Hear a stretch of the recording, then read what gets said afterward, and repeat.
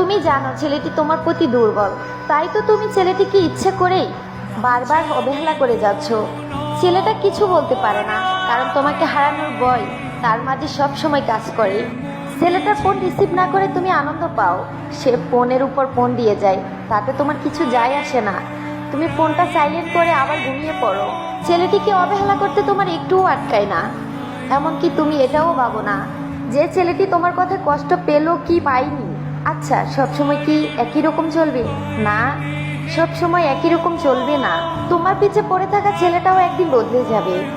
তোমাকে আর মেসেজ করবে না, ফোন দিবে না, এমনকি তার ফোনে তোমার নাম্বারটা পর্যন্ত খুঁজে পাওয়া যাবে না। যাকে অসংখ্য অজুহাত দিয়ে দূরে সরে রাখতে, দেখবে একদিন এমন সময় আসবে যখন তুমি একটা বার হ্যালো বলার মতো সুযোগটাও পাবে না।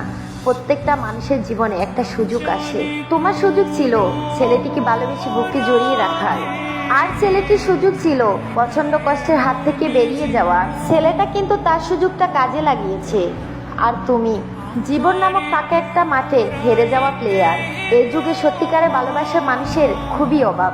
তাই যদি সত্যিকারের ভালোবাসা মানুষটাকে পেয়ে যাও, তবে তাকে অবহেলা করো না, ভালোবেসে বুকে জড়িয়ে রাখো।